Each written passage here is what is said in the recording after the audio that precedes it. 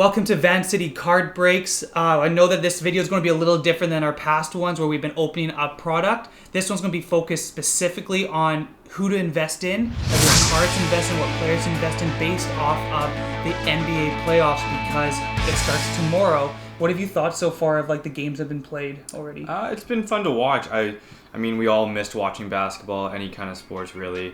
It's been nice to see the players that we didn't expect to do well, play well. Obviously, we'll be talking about those guys in this segment. And then also those studs and those stars that are supposed to be the big guys playing, but and also to see the ones that are playing up to their standards and the ones that aren't really doing what we're expecting them to do. Yeah, we've seen some crazy storylines with Portland playing into the playoffs.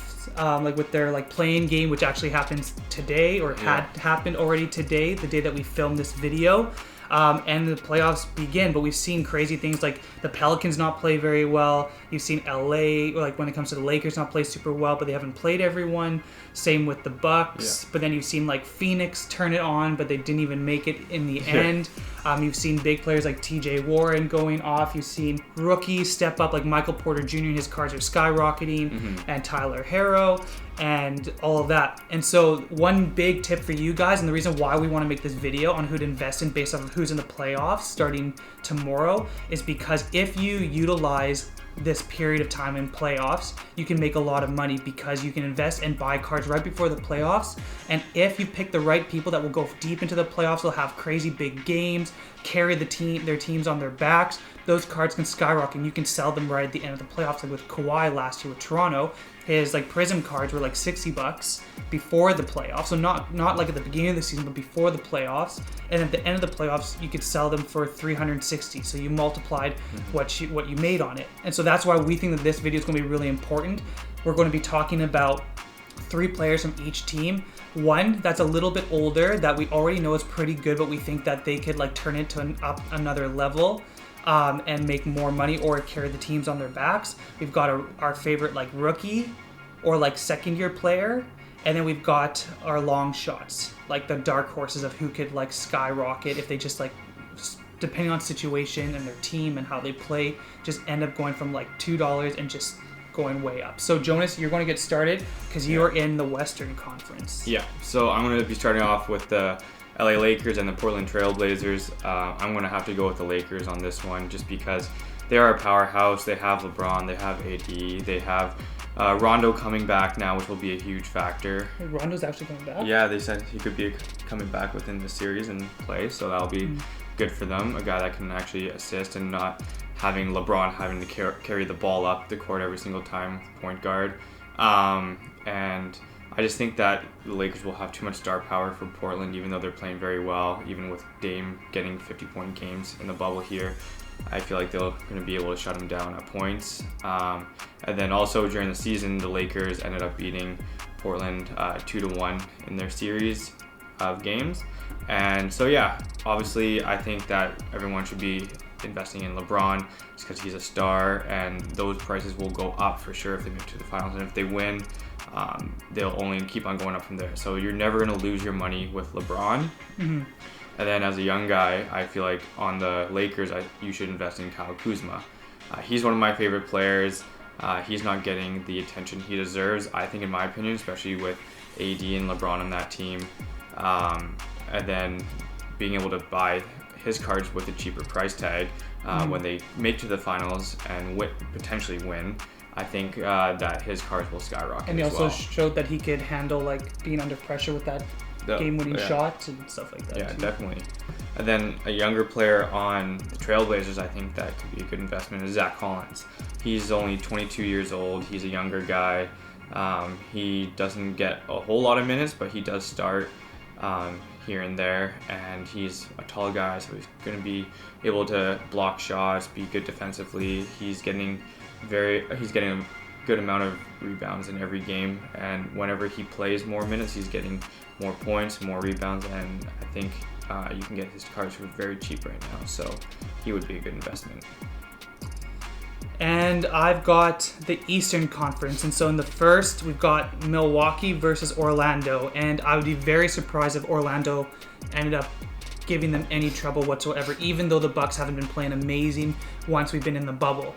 So I've picked a little bit differently than Jonas. I've picked 3 specifically per team, and so I'm going to go a little bit faster through them. I do think Milwaukee's going to win. It's probably going to be like 4 games, like sweep, or 4-1 or something along the lines of that. When it comes to someone that we all know that could turn it up another gear, we've got Giannis. Everyone loves him. His card's already pretty high, but people haven't really been thinking about him recently because he's had like a dental issue, a tooth issue, so he hasn't been playing much, and also like they've clinched like the top seed in the East, and so they've been playing more of their bench players. But the thing is, like, we all know what he can do, and we all know that if they finally win, like, they've got a good chance that they can make it to the Eastern Finals and end up winning in the end. His cards can skyrocket because they finally won a championship. And his cards are just great to hold on to anyways because he's going to be good still for many, many years. Then when I've got, like, the rookie, you've got DiVincenzo. So the thing is with the Bucks, it's kind of boring to pick when it comes to young guys. There's not many young guys whatsoever. They don't have many shooting guards either, so he's pretty much going to slip into that spot. He's okay for threes. He's hitting at like .336 for his 3-point shots. He's like okay offensively. Like, there's nothing where he's like, okay, he's like absolutely terrible in it, but he hasn't really proven to himself to what people think that he could actually do, especially because he doesn't have a lot of people pushing him for like his spot that he has on the team. Mm-hmm. And then when it comes to like a long shot or like dark horse, it is an older guy. It's Middleton, because everyone forgets and no one cares about Middleton, but yet he's a great shooter. Like, when you look at his stats per 36, he would have around 25 points per game. That's putting you in the top like 15 players in the league. Definitely. And if they win, he's the second best guy on the team. So he's going to get a lot of praise. His cards will go up because he's the second best, and they're going to give him some big shots because Giannis can't really shoot threes, but Middleton can shoot threes. And so he's by far the second best player on the team. And so you just know that because his cards aren't going for super high right now, because everyone forgets about him and he's not like a super flashy player, you could make some money because they will go up a little bit. Mm-hmm. And then when it comes to Orlando, I have got Aaron Gordon. And so he's really fun to watch. Mm-hmm. He can muscle his way in. He can score. He can grab rebounds. He is a major player for the team. I don't see, like, I was going to pick between him and Vucevic. There we go, Vucevic. But Vucevic is a lot older. I think he's better, but if we want to look at cards that can go up, his card's already more expensive. And so we'll go for Gordon. And then when it comes to the rookie, he's not really a rookie anymore. He's a younger guy. This is his 3rd year in the league. It's Fultz. We forget that he was a number 1 pick overall. Mm-hmm. He finally has his chance to try and shine and to run an offense. Per 36, when it comes for his stats, he'd have around like 15 points per game. So if he's getting his minutes, he's able to like get his assists, get some points, all that. He's a guy that like cards are really like cheap for him. So that's one of their like young guys to look to, and he'd be the point guard. And then the dark horse or the long shot, this has nothing to do with actually playing in these playoffs. It almost is more of a dark horse because he won't be playing. We've got Isaac. He, like we know, he tore, what did he tear again? Oh, I think it was his ACL. Yeah, ACL. And so he's out for the playoffs, but he's a young up-and-comer, a good player for that team. He's very strong defensively. So right now, no one's going to be really thinking about him, but now would be the time to buy some of his cards because we know that Orlando's not really going to make it through the first round, so it doesn't really matter about like longevity in these playoffs. So it's like I would go for him because he's not even going to be playing, and he'll be good next year if he can recover well. Yeah, for sure. Okay, next series for you. Okay, next series is OKC Thunder vs. the Houston Rockets. So I'm going to go with OKC here. I'm sure lots of people would maybe disagree with that, but the reason why I'm choosing them is because Westbrook is going to miss the start of the series, which is a huge miss for them. Who knows how long he's going to be out for? He's going to be out for a minimum of at least 1 game, could be 2, 3. It's half a series. It could be a big factor.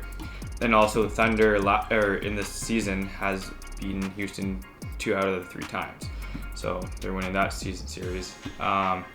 And so one player that I would invest in, his card's already a little bit higher, but he's one of my favorites. It's Shai G. He's a young player. This is his 2nd year in the league, 1st year with OKC, where he's actually been able to showcase his skills and be on a team where Chris Paul can kind of help him and mentor him as well. And then another player I would choose would be Dennis Schroeder. He is a very good sixth man on the Thunder, and given the opportunity, if he's a starter, he can also fulfill the needs for the team in that position there. He has not played a lot in the bubble because he's been injured, but that's probably why you can buy his cards for a decent price at this point. And if they go farther, then obviously they're going to skyrocket as well. And then a player in Houston I would maybe invest in would be Ben McLemore. He's a bit older, but when he gets his chances with the Rockets team, he does play well. He averaged about 28 minutes against the Spurs, Kings, and Lakers in the bubble, and during those games he was averaging about 20 points per game. So I'm sure you can get his cards for next to nothing right now, so the price can only go up with that. And the offense will go to him more too when Westbrook's out too. Yeah, for they have sure. to spread it out a little bit more. Exactly. Okay, for the next series I have is the Raptors, our boys, against Brooklyn. And Brooklyn really impressed me when I watched them play against Portland. You look at some of the guys there, it's like a team that no one would ever thought would do anything in the bubble, but they have a lot of heart, they push really hard. So I don't think Toronto's going to walk all over them, but I do think Toronto's going to come away as the winner in the series. The person that's been on the team for like a bit already that's not quite a rookie anymore that I think will still take another step up is Siakam. Because the reason being that I'm not saying that he's one of the rookies is because, yes, he's only been in the league a couple years. He's not actually like that young. He's like 26 now or something like that. But he still can take that next level. He can do like everything. Like he's well-rounded. He can stop and go really quick. If you watch his spin moves, he can hit threes. He can dunk. He can play great defense. Like you just watch him. He's super dynamic. Can do so many different things. No one knows what he's going to do when he has the ball. And he's long-term with the team, signed a long contract. Right now, he's averaging like around 23 points per game, which is really, really good. And he's got the chance to carry the team like on his back. The thing is, Toronto overall plays really well as a team unit, and so everyone spreads the offense around. But if it was a team where they like did a lot of ISO and stuff like that, he'd probably get even more points. When it comes to a rookie, I'm going with Terrence Davis. He didn't want to get drafted because he wanted to pick the team that he would join. He picked the Raptors. I think he's a good choice. He's extremely effective on the floor. He doesn't get tons of minutes, but when he's on the floor, he's really effective, really efficient, is really good offensively. He's also solid defensively, super athletic, and if he gets like a lot of minutes, so like if you look at his per 36 stats, he would have like 16 points per game and 3.5 assists, which is not bad for a rookie whatsoever. And I think especially in his first year, yeah, he'll get a lot more once he gets more playing time. Like I can see him really doing well. And the thing is, he doesn't have a lot of cards right now. He's got Mosaic rookie, and he's in Chronicles, I think. Yeah, they brought his Prism card out in Chronicles. Yeah, and so he doesn't have a lot of rookie cards, and so they're going to be more rare. So if you find them, you can get them because the pop count is not that high. Then for the long shot or the dark horse, I've got Fred VanVleet. He's still relatively young, but the thing is he can easily be a starting point guard on any team in the league. And so he's going to be the guy that's most likely going to be taking over that point guard role once Kyle Lowry is done, even though I don't want Kyle to ever leave. But he could be the starting point guard. So if you buy now, he also doesn't have a lot of rookie cards either, so that's important to know as well, just because it'll be harder to find. I know I've tried to look and there's not many, so you have to start looking at his cards. If they're not rookies, looking at his first card made in certain sets. If it's his first Prism card or his first Optic card or first, I know he has like National Treasures, like rookie cards. So you need to start looking at those, what people can go to next if it's not their rookie. He hits game winners. We know from last year's playoffs, he was just hitting threes left, right, and center, especially in huge moments. I think he could be a good buy and sell during the playoffs, because if he hits a game winner, if you're going to be super pumped on him, you could sell then and probably make your money. If you buy him right at the beginning, before the playoffs start, you don't even have to hold on to it for the whole playoffs, because he'll have some of those really big games. His advanced stats are good. He's got the 5.8 win share. He's got 6 assists and 17.5 points per game. So pretty good stats overall. Definitely. Brooklyn, I'll go quick through them. Karis LeVert, watched him against Portland. Crazy, carried the team on his back. Per 36, he has 22 points per game, 5.4 assists. But the thing is with Kyrie and Dinwiddie, who knows? There's 3 really good point guards on that team. Maybe he'll get traded to a better team or something like that too, and play even better. So he's a guy that I would go for. Jarrett Allen as the rookie. Coach hasn't been really good to him. He hasn't been getting a lot of minutes. Don't really know why. I think Kyrie doesn't really like him, and so Kyrie has a lot of sway. So he's been splitting time. But if he played 36 minutes a game, he'd be getting 15 points and 13 rebounds. He's a rebound machine. Just watching that last game against Portland was a big confirmation in that. For the dark horse, you will be surprised because it doesn't sound like a dark horse. I want to say Kyrie Irving. He's not playing in these playoffs whatsoever.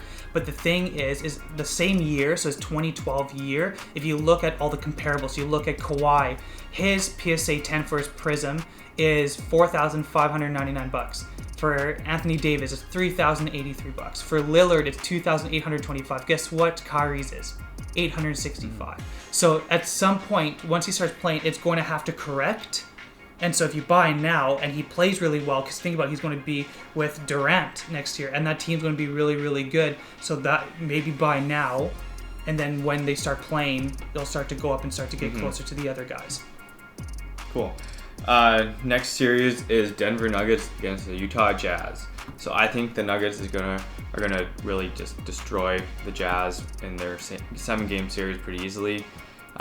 They just have so much emerging talent like Bol, Michael Porter Jr., and then they have Jokic and Murray and Harris and all those kind of players. So I just don't think the Jazz are going to be able to hold them very well. And then during the 19-20 season, the Nuggets beat the Jazz 3 out of 3 times. But yeah, the main player I would want to go for is MPJ in this. I mean, his cards are skyrocketing already. They're like the same as Trae Young's right now. Yeah, so they're very expensive. But I can just see that they're only going to go up. I don't think they're going to go down where you're going to be losing money. They're going to stay around the same at least. And he's a very young player. It's his second year in the league. And so I don't see him decreasing at all. And then another player I think that you could focus on is Jamal Murray. Because no one is really focusing on him right now. They're focusing on Bol because of his the play he did in the first scrimmage. The first scrimmage, everyone kind of bought him and wanted to sell there. So more eyes are kind of on him, especially because he's a rookie this year. And then people's eyes are on MPJ, and then Jokic as well, because Jokic is probably like one of the best players on that team. And he slimmed down too. Yeah, he slimmed down too. And then Jamal Murray is a good player on that team, but he's kind of getting pushed under the rug right now. His cards are not like cheap like $1 a card, but they're not super expensive like those other players either. So I think during the series, if he can step up his game and really showcase what he has, his prices will go up as well. Yeah, because I encourage you to like watch like the long highlights of the different games, because you watch and Jamal Murray is still hitting shots and like some pretty crazy shots, and people are just forgetting about him because he didn't really take a huge step up this year compared to last year, but now the team's just so good overall. There's a lot more players to kind of have the points go around. And if you're a Canadian like us, you want to buy some Canadian boys. Yeah, exactly. And then the player on the Jazz that I would say to invest in is Jordan Clarkson. I know probably not a lot of people are thinking about him to invest in. He's not a big name or anything. It's not like, I don't think you're going to make a huge amount of money on this guy, but I think in small increments you can. He's a bit older, but you can get his cards for very cheap. He plays very well coming off the bench, averaging around 50 to 20 points in the bubble. And he has the ability also to hop up into the starting lineup when needed, and then with more minutes, he'll get more points as well. Okay, so the next series, this one is a little bit tougher to pick, but I still think I know who will win between Boston and Philadelphia. I think Boston's very, very strong. They've now had a lot of their guys all healthy, all at the same time, and playing together. And you can just show how they embarrassed our boys, the Raptors. The Raptors definitely won't ever play like that again, but still it shows that Boston can really turn it on. I picked Tatum, even though he's only been in the league for a little bit. As like a guy who everyone kind of already knows. His card's already super, super high, but he's going to be the leader of this team. He's going to be the number one guy on this team. The only thing I caution you is that right now his cards are like very super expensive. high, and so I would kind of almost wait to see if he has a couple bad games in the playoffs to see if they go down a little bit and then buy, but I wouldn't buy like right now because everyone has a lot of hope in him, and I don't think their hope is misplaced. When it comes to the rookie or the long shot, I'm actually going to put two people in both those categories. I've got Robert Williams, where this is like his second year, I think, in the league. Yeah. So the thing is, he hasn't really had a lot of playing time. But if you look at his stats, he gets a point per minute when he's playing, which is pretty good. So if he's playing like 14 minutes, he'll have 14 points. If he's playing 10 minutes, he's getting 10 points. And they don't have a lot of really good like centers on the team. And so like he doesn't have a lot of competition, and I think he could definitely for sure take over that main spot for next year. The only thing is, it seems like he has a bit of an attitude issue, but his cards are definitely not that expensive right now. So he's a long shot, but yet also like one of the young guys. And then we got the rookie long shot, which is Taco Fall. Taco Tuesday. Taco Tuesday. And because if you look at his per 36 stats, if he actually was on the court for like a starter, he'd be averaging 25 points per game. So I know that probably won't ever fully happen, but the thing is, he's just so tall. It's like, it's impossible. If he has the ball and he's at the rim, he's going to score. So it really depends on how can he dribble, how can his body hold up, and all that. And he's a fun fan favorite. And so he's someone that like his cards won't be super high, but he's a guy that like he could jump into that like center spot and play it. I just don't know how much his body can take in like a full game, unless he probably will come from the bench. But still, he's very effective when he is out there, just because he's so freakishly tall. And then for Philadelphia, I've got Ben Simmons. Yes, he's injured, won't be playing, but people always look down on him. He's underrated. Yes, he doesn't have a crazy three-pointer, but he can distribute the ball like no other. He's very good at organizing and controlling the offense. He's super good defensively. He's getting better in his shot. If you watch, he's slowly improving. And so he will be... It really depends on who takes leadership of this team, if it's him or Embiid. And so, like, I do have Embiid there, but I just really dislike him. He can get tons of points, but I think he's a cancer for a team. And so I don't know if I'd ever go for him, because he could do something stupid even off the court, and then his cards can go down. So Ben Simmons. For rookie, we've got Matisse Thybulle. People love him on social media, so his cards are up because of that. He's a defensive specialist, will never get tons of points, so I would still not super recommend him, but he's probably the best when it comes to like rookies. And then the dark horse is Shake Milton, because Simmons is out. He's going to be playing a bunch. Per 36 stats, he gets about 16.9 points per game, and his 3-point percentage is .430, which is really, really good. So he's good at threes. He can get a decent amount of points, and he's going to get a lot more minutes, a lot bigger chance, because Simmons is out. So now for the last series on the Western Conference, we're going to go with the LA Clippers and the Dallas Mavericks. So I think this will be one of the more fun series to watch in the first round. It's going to go back and forth. It's not going to be like a series sweep or anything like that. But I think the Clippers are going to win a very tight one against the Mavericks. It's going to be fun to watch Luka and Porzingis kind of team up together and just wreak havoc like they have been against the topper tier teams in the bubble so far. But I just think that the Clippers have too much depth with Lou Williams, Harrell, and Beverly to kind of overpower that Dallas team. And I think with Dallas putting all their effort into guarding Kawhi, that's going to give Paul George a lot more time and space to do what he does best, and with him not to have a lot of stress on him. So the first player I'm going to say that would be good to invest in is obviously Luka. Luka is going to be a top player for years to come. Everyone is saying he's going to be one of the best. His prices are already very high, so as we've said with other players, kind of be careful with when you're buying his cards, not after a game where he's been just tearing it up and showing what he can do. Maybe on one where he's a bit more quiet or not doing anything flashy like that. And then a younger guy I think to invest in on the Clippers would be Terrence Mann. It's his rookie season. He's coming off the bench, obviously with a lot of those stars kind of playing. When he does play, he does capitalize though.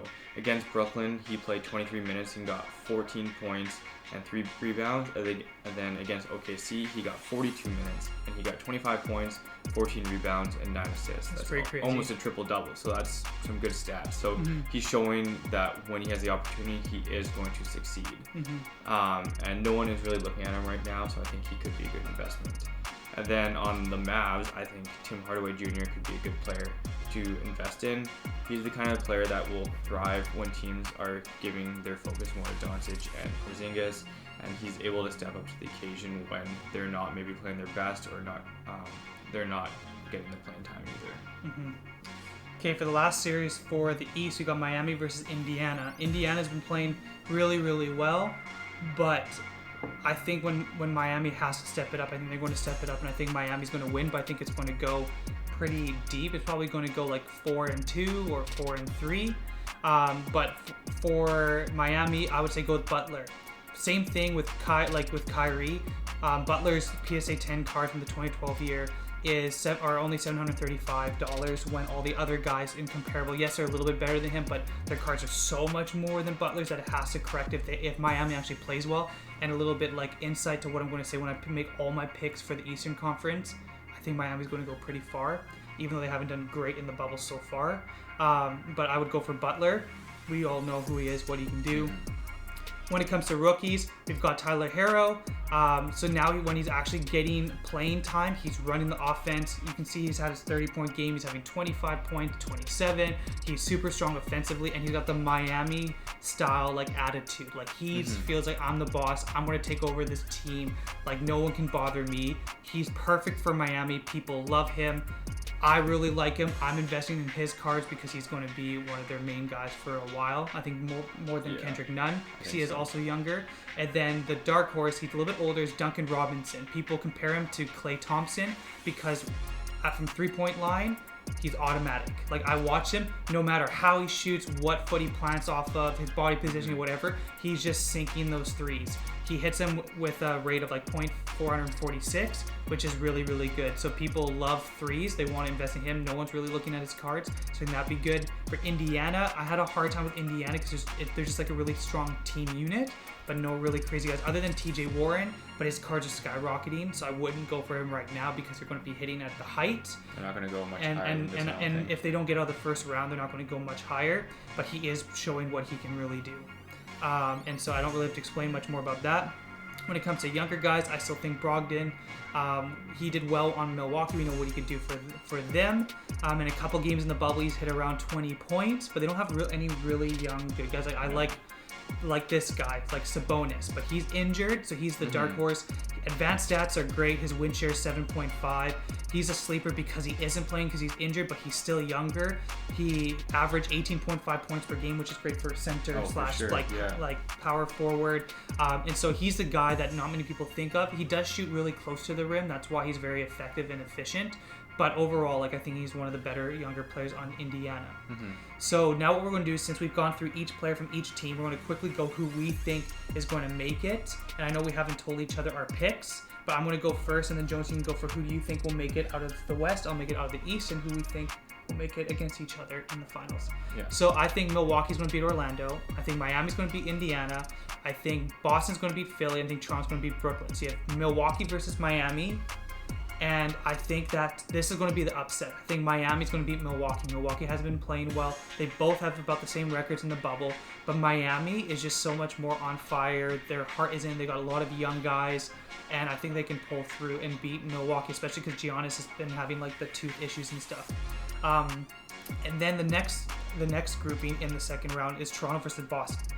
I personally think that whoever wins this series will make it to the finals. No matter what happens between Milwaukee or Miami, I think whoever wins this, Toronto or Boston, will make it to the finals. But I'm going to stick with my boys. I'm going to stick with Toronto just because they have that fire under their butts. Yeah. We believe in them. We're praying them in. Yeah. And so I think it's going to be Miami versus Toronto in the Eastern Conference Finals. And I think whoever wins between Toronto or Boston will end up beating Miami. Miami's going to be a great team in the future, but I don't think they'll make it through. Yet. So I'm going to say Toronto's making it to the Eastern Conference Finals. So who do you think will make it to the Western Conference Finals? So I think I already kind of said which teams I think will win the first round. I think the Lakers will beat Portland. I think that the OKC Thunder will beat the Rockets. I think that the Denver Nuggets will beat the Utah Jazz. I think that the Clippers will beat the Mavericks. And then in the second round, I think the Lakers are going to beat OKC just because OKC can't match up with the Lakers in the long run. And then I think that the Clippers are going to beat the Nuggets. I think that'll be a very good series again. But the Clippers just have too much firepower, too much depth. And they've got playoff Kawhi. Yeah, they got playoff Kawhi that we know can do anything. And then in the Western Conference Finals, it's going to be both LA teams, but I think I got to go with the Lakers. They just have more experience there. They got AD, they got LeBron, they got Kuzma, they got Rondo. They have all those older guys, Dwight Howard as well. I just think that they're going to be able to push through that and kind of beat them there. But So based on our thoughts, going to be the Lakers versus the Raptors. And so why we say who we think will each or win each round, it's based off of because if whoever goes further in, that means they got a better chance for those players on those teams to have great games and for their cards to go up. So if you base it off of what we're thinking, that means you really want to look at the Lakers. You might even want to look at the third or fourth best players on those teams if you think they're going to go to the finals. Same with the Raptors. And so you might not have to go for the top player where the cards are really expensive. Just pick the teams you think will go really far and then pick like their third or fourth best player. So that's what we have to say. This video is long enough, but really, really insightful. I know that these videos are great for us when we first started investing in different players. Who do you think that is going to make it to the finals? Who do you think is going to beat and making it to the Eastern Conference Finals, Western Conference Finals, and winning it in the end? Let us know if you invest in certain players that we said today and sell at the end of the playoffs. See if they were a good investment. Or tell us if you agree or disagree with what we're talking about and give us some good reasons why. So just comment down below and let us know. Cool. Bye. See ya.